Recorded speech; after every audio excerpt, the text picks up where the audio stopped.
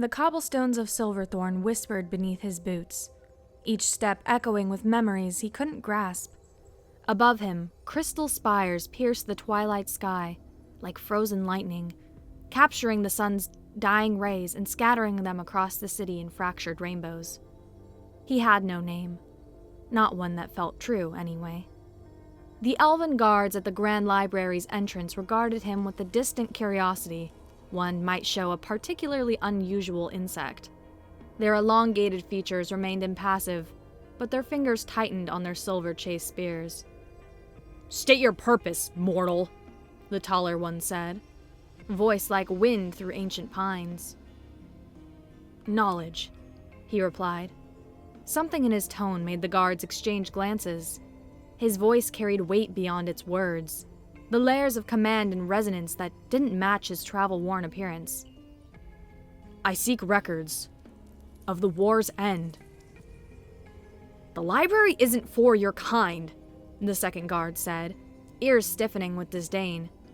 "Particularly not the historical archives." The man tilted his head. A fragment of something, memory, dream, flickered behind his eyes. Flames as high as mountains, swords made of night, screams in a language of broken glass. "I believe it is," he said softly, "since it was built on human foundations." The guard's face hardened. "Watch your—" "Let him pass." A new voice, sharp as cut crystal, a robed elf with silver markings tattooed across her temples, approached. "The council wishes to examine this curiosity." As they escorted him through marble halls lined with scrolls and crystal memory spheres, the man felt a prickling sensation, as if the very air was testing him, probing for weakness. A subtle pressure built behind his temples. "Your wards are quite aggressive," he remarked calmly. The female elf stopped mid-stride, her perfect composure briefly fractured. "You shouldn't be able to sense them." He smiled, though it didn't reach his eyes. Yet, here we are. The Magi Council chamber formed a perfect dome, its ceiling a mosaic of constellations that slowly rotated above 12 high-backed chairs. Only 5 were occupied, by elves whose combined age, the man suspected, rivaled civilization itself. "You disrupt our magics," said an ancient elf, whose skin was nearly translucent. "Fascinating. Like throwing a stone into still water." "Archmagister Valen," another counselor cautioned, "this specimen could be dangerous." The man stood in the circle's center, studying each face. "I seek only knowledge of myself. I carry fragments, pieces that don't fit." "And what would you do with such knowledge, human?" Valen asked, leaning forward. "Your kind rarely values history. You die too quickly to appreciate its lessons." Something stirred within the man, a flicker of indignation not entirely his own. "They think you simple. Cattle! Show them their error." "Perhaps," the man replied evenly. "That's why we rarely repeat our mistakes, unlike those with eternity to circle the same paths." A murmur rippled through the crowd.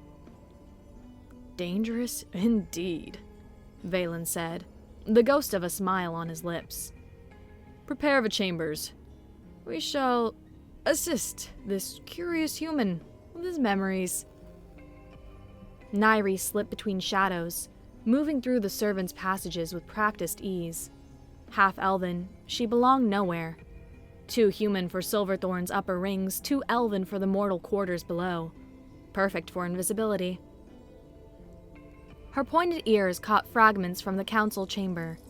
Something about a human with strange abilities.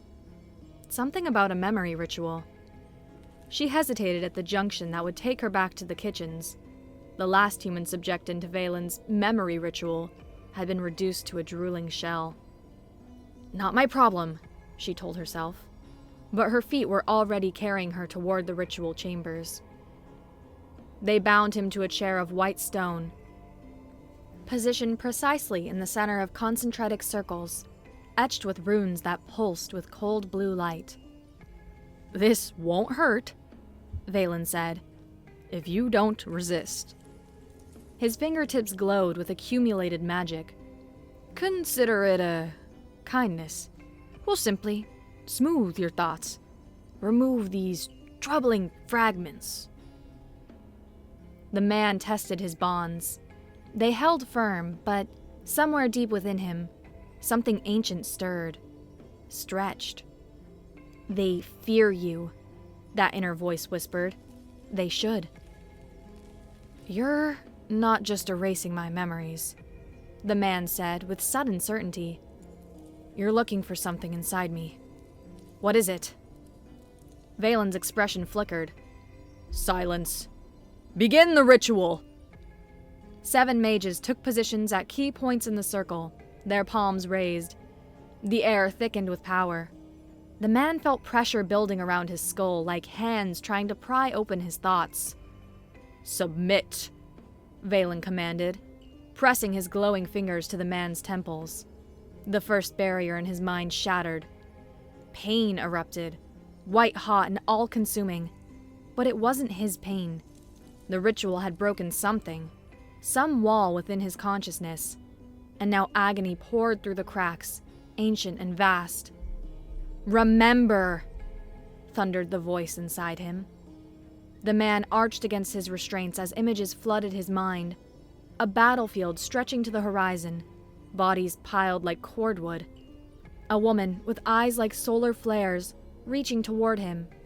A ritual circle like this one, but with humans standing where elves now stood, their faces twisted in sorrow and determination. "Something's wrong!" one of the mages cried out. "His mind, it's not structured like—" "Continue!" Valen commanded, but his voice trembled. The man's eyes snapped open, now blazing with internal light. When he spoke, his voice carried harmonics that made the ritual circles crack beneath him. "You have awakened what you sought to erase," he said, and it wasn't entirely him speaking. "Poor choice." The restraints shattered. The ritual circles fractured like ice in spring. Every mage except Valen collapsed, blood streaming from their ears.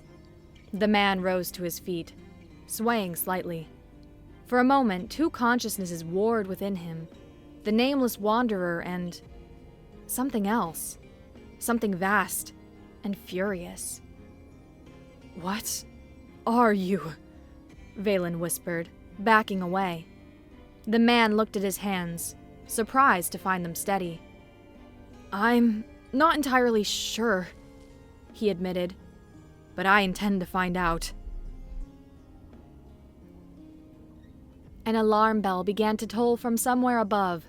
The man turned toward the exit, just as the door burst open to reveal a young woman with mixed elven features, her eyes wide with shock. "Come with me," she said, "if you want to live through the night." They fled through narrow service tunnels, the girl leading with confident urgency. Behind them, the palace rang with alarm bells and the hurried bootsteps of guards. "I'm Nari," she said over her shoulder. "What's your name?" "I don't know," he admitted. "That's what I came to discover." She glanced back, her mismatched eyes, one gold-flecked green, one human brown, assessing him. "Everyone has a name." "I have many fragments," he replied, "but none feel true." "Then I'll call you Kain," she decided. It means the questioner in the old tongue. Something about the sound resonated within him. Not quite recognition, but not rejection either. "Kain," he repeated, tasting the word. They emerged in the lower districts where the city's struts and foundations were exposed, a skeletal underbelly that supported Silverthorne's gleaming facade. Here, Humans and lesser-blooded mixed breeds toiled in perpetual twilight, maintaining the systems that kept the elven paradise functioning. Nairi led him to a forgotten storeroom converted into a sparse living quarters. "You can hide here for now. The sentinels can't track magic signatures through the mineral deposits in these lower levels." "They'll search everywhere," Kain said, instinctively certain. "What happened in that chamber?" "They're afraid."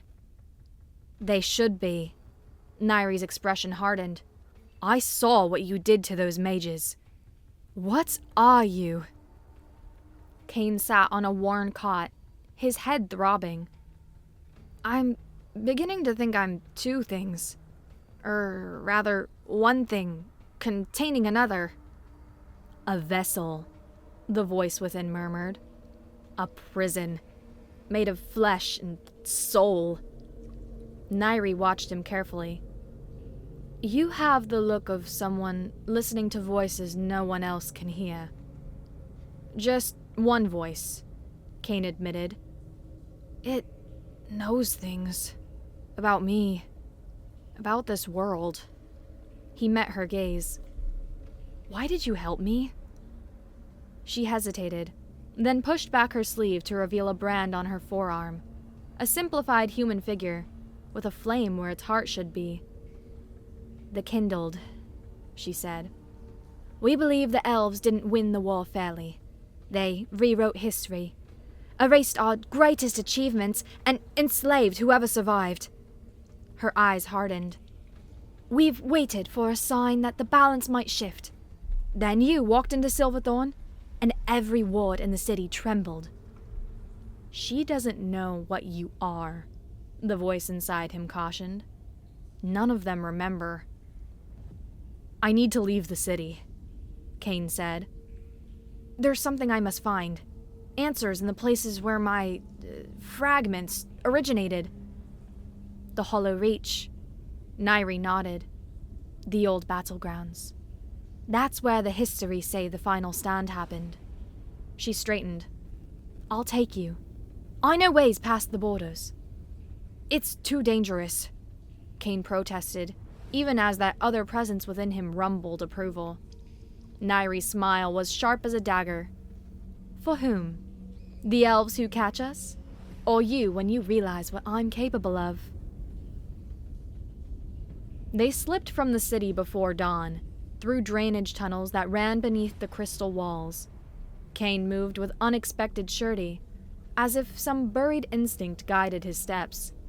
Twice he pulled Nairi into shadows seconds before patrols passed. "How did you know?"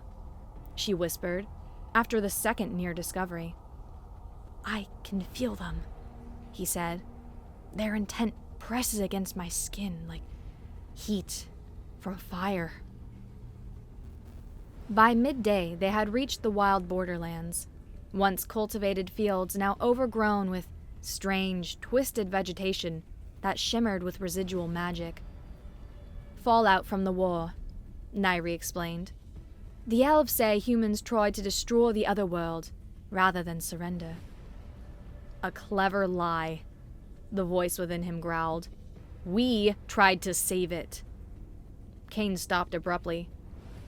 "We?" Nairi frowned. "What?" Not you," he said, pressing his fingers to his temples. "The other part of me." A memory surfaced, not his own, yet somehow inseparable from his being. Standing atop a mountain of corpses, both elven and human, while the sky burned green and black above. His hands, yet not his hands, outstretched, pulling power from the very fabric of the dying. "Kain?" Nairi's voice seemed distant. "Your eyes." He blinked, and the vision faded. "We need to move faster." They made camp that night in the hollow shell of what had once been a watchtower. As flames flickered from their small fire, Kain noticed Nairi studying him intently. "What?" he asked. "You change," she said. When you go quiet, when you listen to whatever is inside you, your face becomes someone else's. Kain stared into the fire. I think I was someone else once. Or many someones. The elves fear something called the World Eater, Nairi said carefully. It's forbidden lore, but the kindled preserve the stories. They say it was a god humans made in their desperation, a last weapon against immortal tyranny. Kain felt a surge of emotion that wasn't his. Pride, rage, sorrow so intense it threatened to drown him. They remember fragments, at least, the voice whispered. But not the cost. Never the cost. The elves didn't defeat it, Kain said, the words coming from somewhere beyond his conscious thoughts. They couldn't. Then what happened? Nairi leaned forward. They forced humans to seal it away, he continued, his voice developing that layered quality again. Inside one of their own. The implications hung in the air between them, heavier than the night itself. You, she whispered. You're the prison. And I, rumbled the voice within him, loud enough now that Kain wondered if Nairi could hear it. I am what humanity sacrificed everything to preserve. The hollow reach stretched before them, a vast basin scoured of life. What little vegetation grew was twisted into painful shapes, leaves like blades, and flowers that wept crimson. The ground itself was glassy in places, fused by unimaginable heat. The histories claim this was once the heartland of human civilization, Nairi said, before the elves saved us from ourselves. Kain felt a pull toward the basin's center, a weight in his chest, like a lodestone seeking its pair. With each step, memories flickered more vividly. Assembling on this plane, 1,000,000 souls strong, the earth opening beneath their feet, as elven magic corrupted their defensive wards, the desperate gamble as defeat became inevitable. They walked for days, following Kain's inexplicable certainty. Twice they hid from elven patrols, sleek vessels that hummed with magic, carrying sentinels searching for the fugitive who had broken their council's power. They are hunting with purpose, Nairi observed after the second near encounter. They know exactly what they're looking for. They know what I contain, Kain corrected, but not what I am becoming. On the 5th day, they found the ruins. Unlike the scattered remnants they'd passed before, this structure remained partially intact, a massive circular foundation with broken columns rising like accusatory fingers toward the sky. At its center sat a perfectly preserved altar of black stone. Kain approached slowly, each step resonating through his bones. The voice within him had fallen silent, but he sensed its focused attention. What is this place? Nairi asked, voice hushed. The binding site, Kain answered without hesitation, where it ended. And began. He placed his hand on the altar. The stone recognized him. There was no other way to describe the sensation. It was like being welcomed home by a parent who had given you up for adoption. Images exploded through his mind. Hundreds of mages arranged in concentric circles. A volunteer stepping forward. A man with Kain's face, but different eyes. The terrible knowledge of what they were about to attempt. The desperate need to preserve something of humanity's spirit before the end. I am Kenneth Emberheart, the volunteer said. I offer myself freely. The ritual began. Pain beyond imagining as his soul was compressed, making space.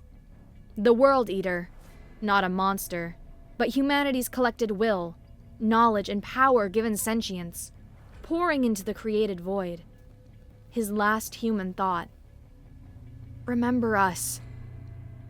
Kain gasped, staggering back from the altar. I was... He struggled to find words. "I was Kenneth Emberheart. A battle mage. I volunteered to become the vessel." "For the World Eater?" Nairi asked. Not what they called it," Kain corrected. "The Soul Forge. Humanity's essence and will distilled and preserved." He pressed a hand to his chest. "They knew they would lose. This was their insurance. A way to preserve what mattered most. Until a time when it might rise again." Nairi circled the altar, her expression troubled. "Then why do the elven histories call it the World Eater?" "Because that's what they feared it would do," came a new voice. They spun to find a figure standing among the columns. Human, elderly, with eyes that held an unsettling clarity. "Who are you?" Kain demanded, instinctively stepping between the stranger and Nairi. "I am Titus," the old man replied. "Last keeper of the Emberheart legacy. I've been waiting for you." His gaze pierced Kain. "For centuries, actually. You're rather late." Titus's refuge lay beneath the ruins, a complex of chambers preserved by wards so subtle even elven magic couldn't detect them. There, amidst walls covered in detailed murals of the war, the old man explained. "Humanity was losing," he said, pouring a liquid that smelled of summer into 3 cups. "Not just the war, but our essence. Elven magic was rewriting reality itself, erasing our achievements, our potential." "So, we created a god?" Nairi asked. Not precisely." Titus handed them each a cup. "More a concentrated ideal. Everything that made humanity unique. Our adaptability, our brief, burning passion, our defiance in the face of impossibility. Distilled into a power even the immortals couldn't completely erase." "And they put it in me," Kain said. "In Kenneth."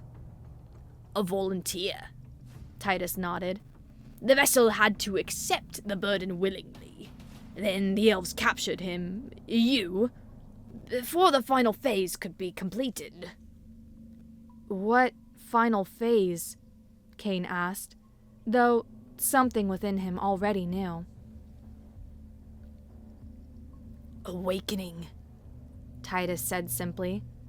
"The Soul Forge needed time to integrate with its host. The elves, fearing what they couldn't understand, used their magics to lock your consciousness away. They buried you deep, thinking the power would fade without a will to direct it." "They were wrong," whispered the voice inside Kain. Softer now. Almost sorrowful. "But it didn't fade," Nairi guessed. "It waited." "For centuries," Titus confirmed. "The elves became complacent. They believed their victory complete, their domination assured. They forgot that humanity's greatest strength has always been endurance." Kain stared into his cup, watching ripples form from the slight tremor in his hands. "And now? What am I supposed to do with this power?" Titus's eyes gleamed. "That vessel is entirely your choice. The Soul Forge can be many things: creator, destroyer, liberator, executioner. You were crafted with but one purpose: to ensure humanity has a future." "By destroying the elves?" Kain asked, troubled. "If necessary." Titus said without hesitation. They've ruled for centuries, through deception and cruelty. Perhaps it's time for a reckoning.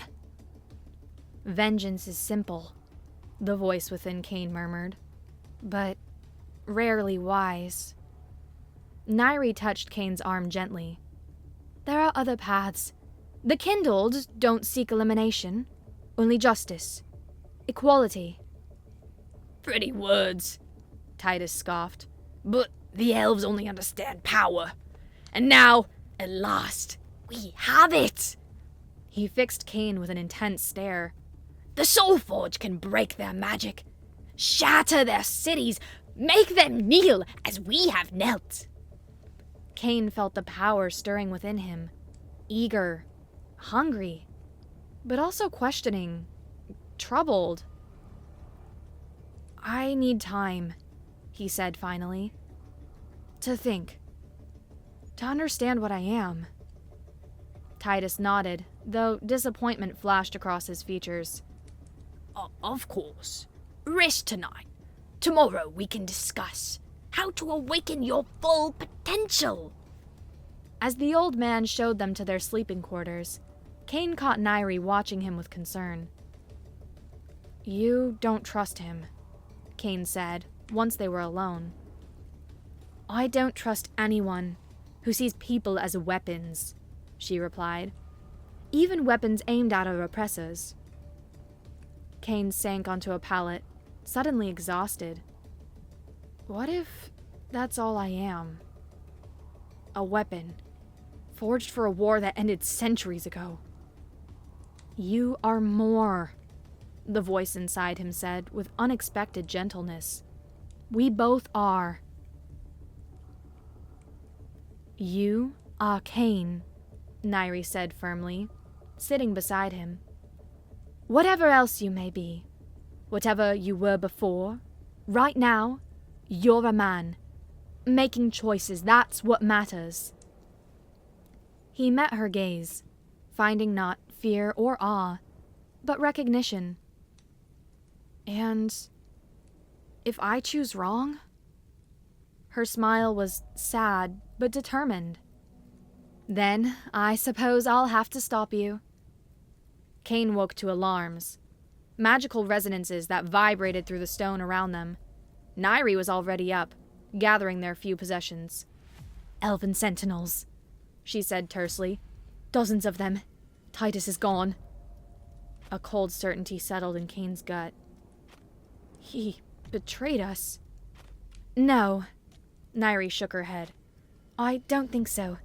I think he had tried to awaken your power while you slept. Her eyes locked with his. Did he succeed? Kain looked inward, sensing the presence that shared his soul. It felt different. Closer to the surface, more defined. Still separate, but only just. We are becoming whole, it confirmed. The old one's ritual was flawed, but effective enough. Partially, Kain answered. We need to leave. They fled through emergency tunnels, emerging a mile from the ruins. Too late. The skies above the hollow reach swarmed with elven vessels, their hulls gleaming like beetle carapaces in the morning light. They're waiting for us, Nairi said, scanning the horizon. Every exit. Kain closed his eyes, stretching his newly awakened senses. He could feel them now, hundreds of elven minds, cold and focused as starlight. Among them, one consciousness burned with fanatic intensity. Valen, he murmured. The Archmagister leads them personally. We can't fight that many, Nairi said. Not even you. We could, the Soulforge whispered. But the cost would be high. Perhaps too high. I won't run forever, Kain decided. This ends where it began. Silverthornne. Nairi stared at him. You want to go back? That's suicide! No, Kain said, his voice resonating with newfound certainty. "That's justice. The elves need to face what they've done. Not just to me, but to all humanity." "And how exactly do you plan to reach Silverthornne with the entire elven army between us and it?" Kain smiled, and for the first time, it reached his eyes. "The old ways. The forgotten ways." He took her hand.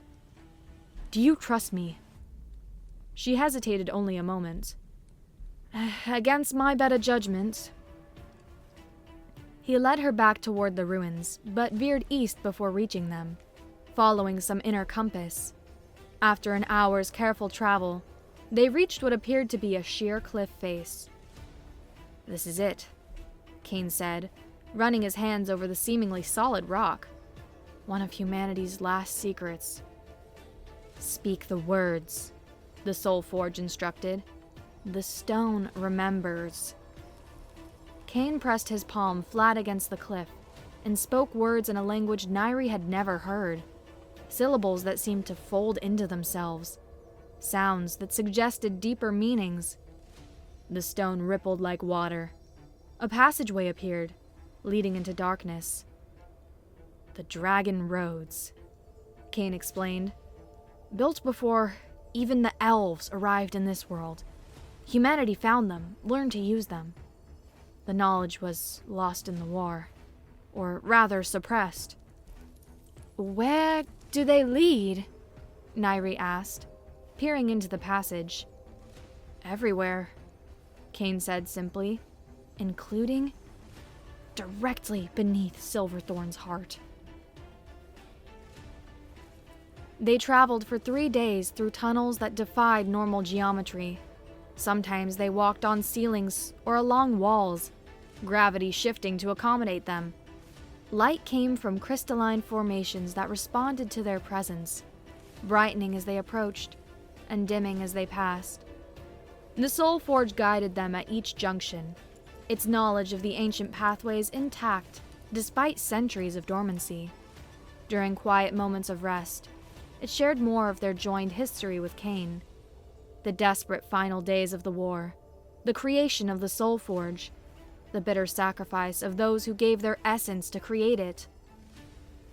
"It wasn't just a weapon," Kain explained to Nairi, as they rested beside an underground pool filled with luminescent fish. "It was a continuation, a way for humanity's knowledge and spirit to survive, even if our civilization fell." "A time capsule with teeth," Nairi summarized. Kain laughed, the sound startling them both. "An apt description." "So, what will you do? In Silverthornne?" she asked. "Storm the council's chambers? Demand reparations?" "I'm gonna tell the truth," Kain said. "All of it. To everyone." His expression hardened. "The Elves built their paradise on foundations of lies. It's time those foundations cracked." On the 4th day, they reached a chamber unlike the others. Perfectly circular, its walls covered in intricate carvings that depicted beings of fire and light interacting with primitive humans. "The first meeting," Kain said, recognition flooding through him. "When the dragons taught humans to channel the world's energies." "Dragons?" Nairi frowned. "The history said dragons were monsters that both elves and humans fought against." "Another convenient lie," Kain said bitterly. "The dragons were this world's first sentient race. They taught humanity magic when they were still huddling in caves. The elves, when they arrived, saw this connection as a threat." At the chamber's center stood a plinth of obsidian, shaped like a hand reaching upward. "The key," the Soul Forge murmured. "Place your hand upon it." Kain approached slowly.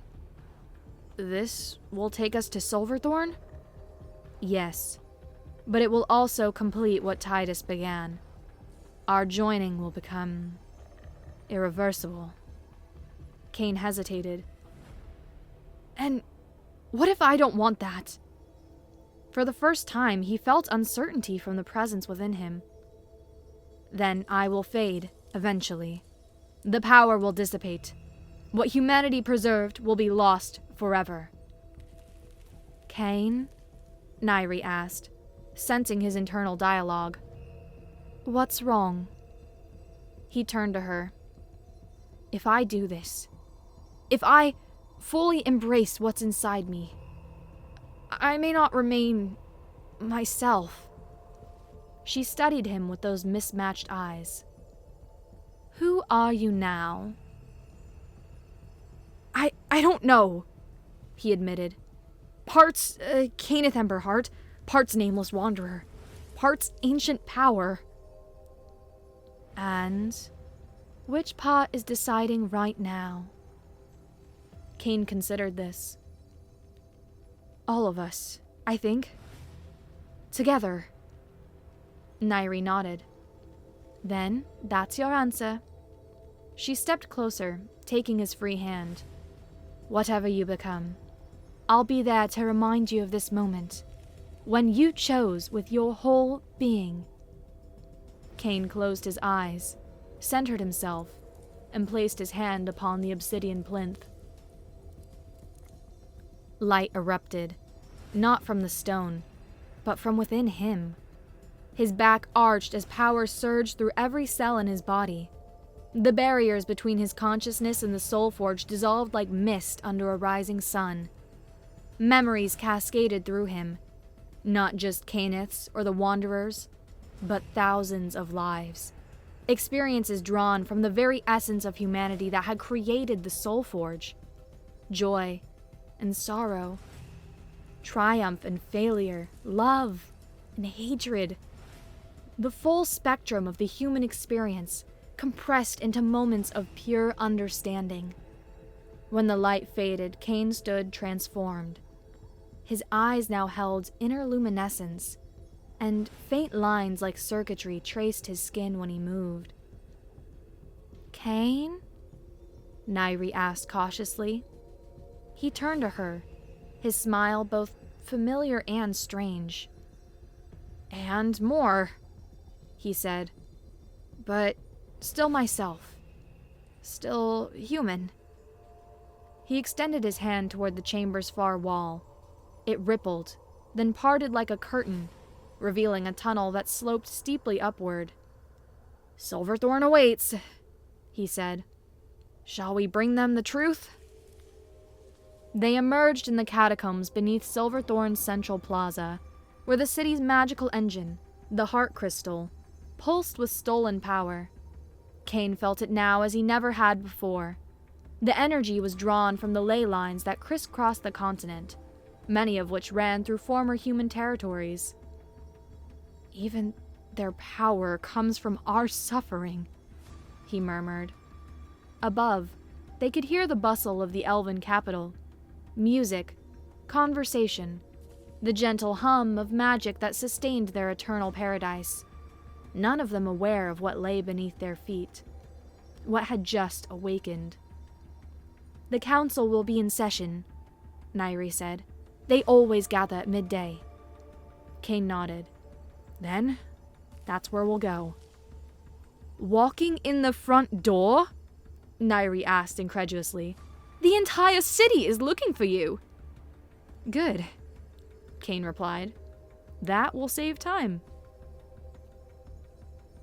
Power rippled from him as they ascended through abandoned maintenance tunnels. Twice they encountered wards that should have triggered alarms. Kain simply passed his hand through them, and they dissolved like mist. They emerged into sunlight at the edge of the Grand Plaza.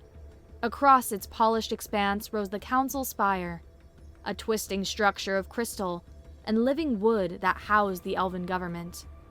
Elven citizens turned to stare at the disheveled human and half-elf who had appeared in their midst. A ripple of unease spread through the crowd as they recognized something dangerous in Kain's measured stride. Sentinels appeared, their armor gleaming, weapons drawn. "Halt! In the name of the Eternal Council!" Kain stopped, regarding them with calm interest. "I have come to speak truth to your masters. Will you prevent this?" "Surrender now, abomination!" their leader commanded, "and your death will be merciful." "Interesting choice of words," Kain said softly. He raised his hand slightly. Every magical weapon in the plaza went dead. Enchanted armor grew heavy as lead, forcing sentinels to their knees. "I could have stopped your heart just as easily," Kain informed them as he passed. "Remember that." The doors to the council spire were sealed with magic older than most civilizations. Kain pressed his palm against them, and they recognized him, not as enemy, but as something more fundamental to their creation than they had known. They opened silently. Inside, pandemonium reigned. Elven officials scattered before them, their courtiers fled screaming. Kain walked through their chaos like a man strolling through a garden, Nairi keeping pace at his side. They reached the council chamber without resistance. Here, at last, 7 mages attempt to bar their path, weaving a barrier of pure magical force. Kain sighed. With a gesture that seemed almost kind, he unraveled their spell, not destroying it, but revealing its constituent parts, showing them the flaws in their own creation. "Your magic was built on human foundations," he told the astonished mages. "Did they never teach you that?" The council chamber doors opened at his approach. Within, the remaining counselors had gathered, Archmagister Valen at their center. Their faces showed varying degrees of fear, anger, and most interestingly to Kain, resignation. "You know why I've come," Kain said, his voice carrying to every corner. "To destroy us," Valen replied, his ancient features set in grim lines. "As was always intended." "No," Kain countered. "To make you face the truth. Your civilization isn't superior. It's parasitic, built on stolen knowledge, powered by stolen energy, justified with stolen history." Nairi stepped forward. "For centuries, you've kept humans as servants and slaves while pretending it was mercy. That ends today." One of the younger counselors laughed bitterly. "And what will you do, World Eater? Burn our city? Slaughter our people? Prove every fear we've nursed for centuries?" "I could," Kain acknowledged, and power thrummed through the chamber, making the crystal walls vibrate. The Soul Forge contains enough power to reduce Silverthornne to memory. He walked to the center of the chamber, to the exact spot where he had broken free days before. "But humanity didn't create me to destroy. They created me to preserve." With a gesture, he called into being an orb of swirling light above his palm. Within it, images formed, the true history, pulled from the collective memory the Soul Forge had preserved. The arrival of elves to a world already inhabited by humans and dragons.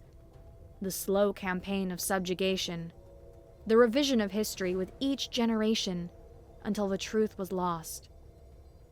"I offer you choice," Kain said, looking at each counselor in turn.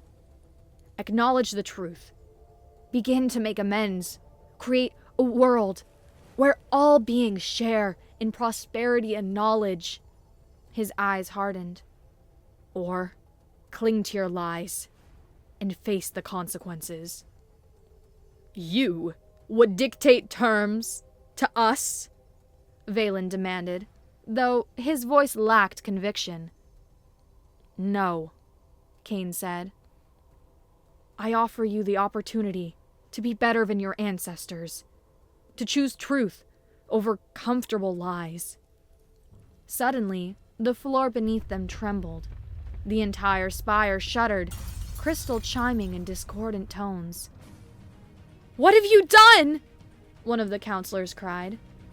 "Nothing," Kain frowned, extending his senses downward. "This is..." His eyes widened. "The heart crystal. It's destabilizing." "Impossible!" Valen snapped. "The containment spells "Are failing," Kain cut him off. "Because they were designed to contain the Soulforge's power. Power that now resides in me, not in your crystal prison."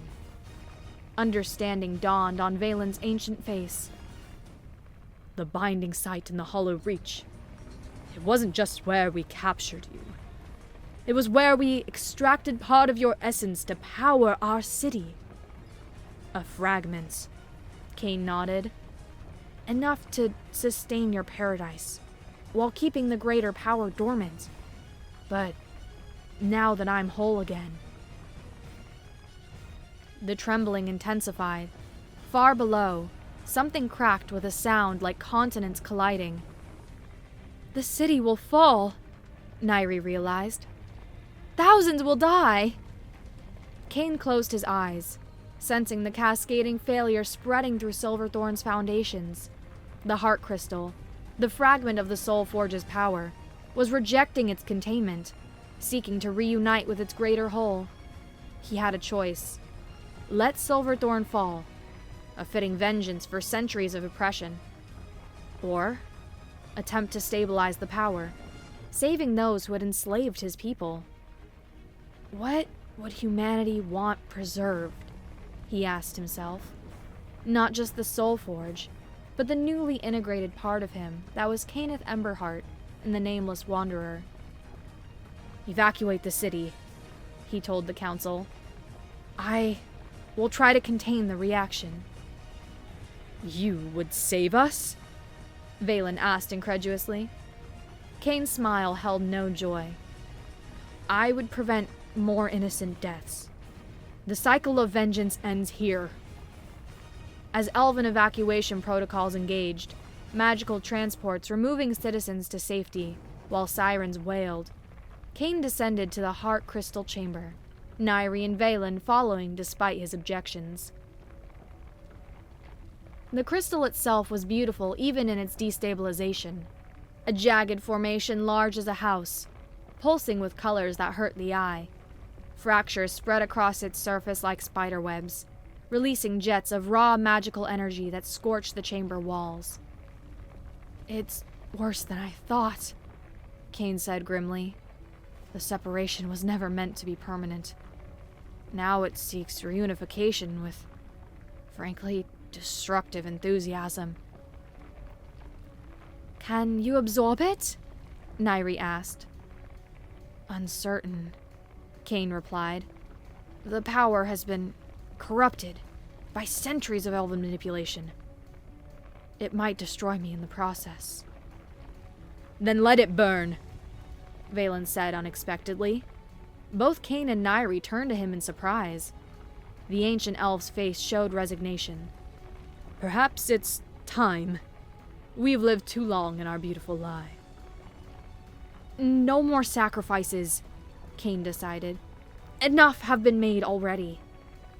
He approached the crystal, power gathering around him like a storm. The fractures in the crystal responded, threads of energy reaching toward him like desperate fingers. "What I do now," Kain said quietly, "I do not for elves or humans. I do it for the future that both deserve. One built on truth, not comfortable lies." He placed his hands on the crystal. Pain erupted through his body as the fragmented power recognized its source and surged toward reunion. But the centuries of separation had changed it, warped it into something volatile and hungry. Kain stood firm, creating a channel for the power to flow through him rather than into him. He became a conduit, directing the energy upward through the spire into the open sky above Silverthorne. The crystal's brilliance intensified until Nairi and Valen had to shield their eyes.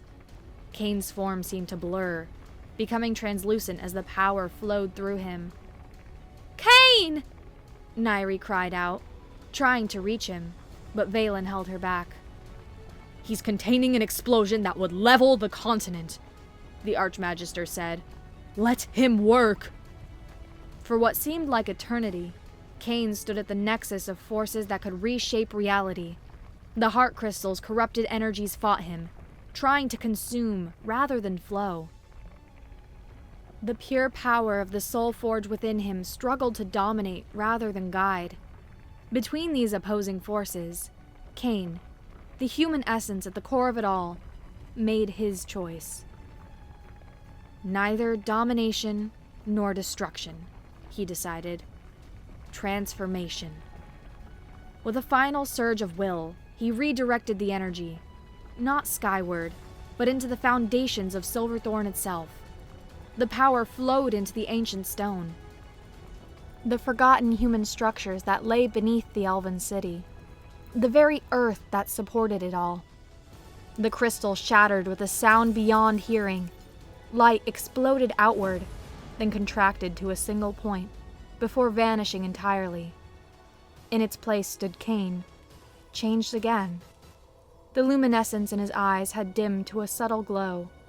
The circuit-like patterns on his skin had faded to faint silver traceries.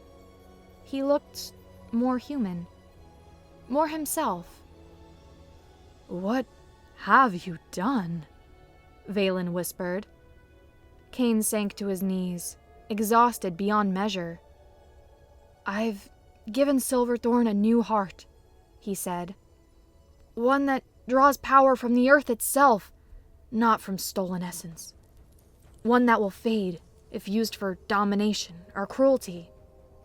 Nairi knelt beside him, supporting his weight.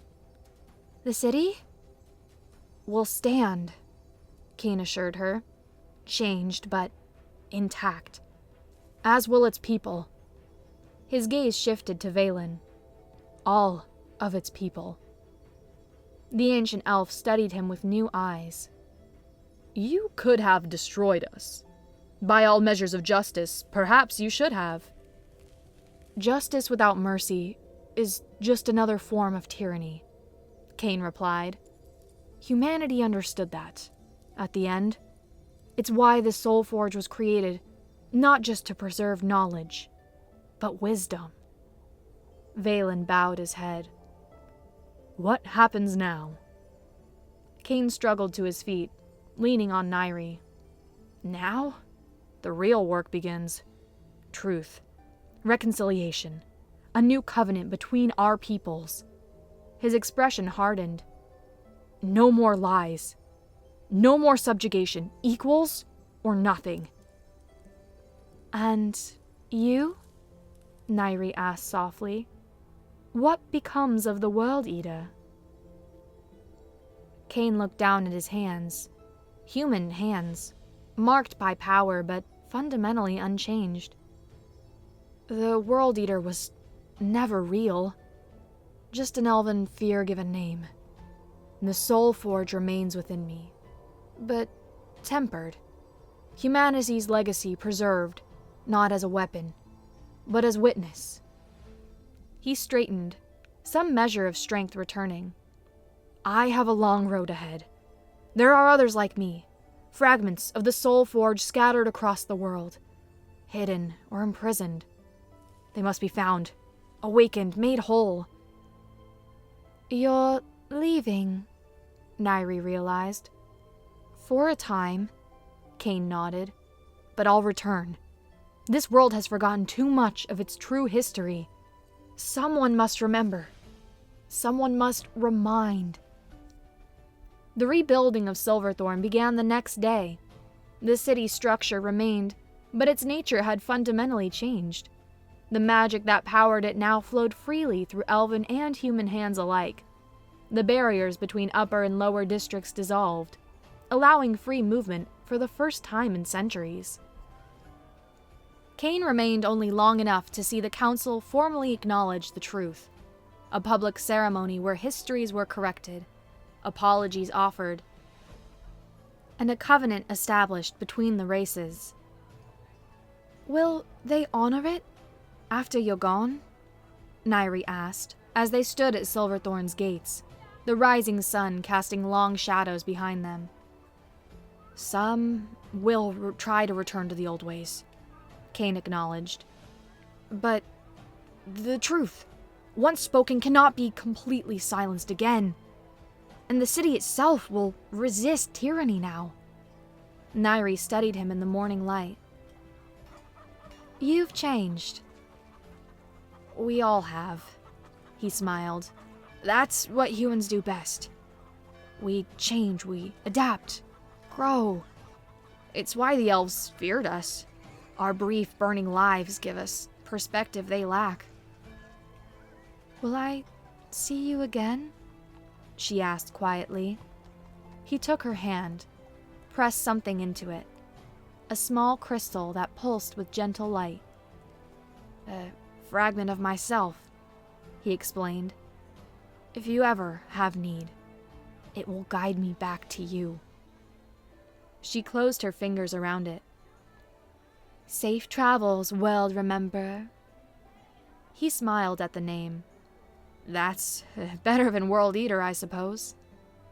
With a final embrace, Kain turned eastward, toward distant mountains where other fragments of the Soul Forge waited.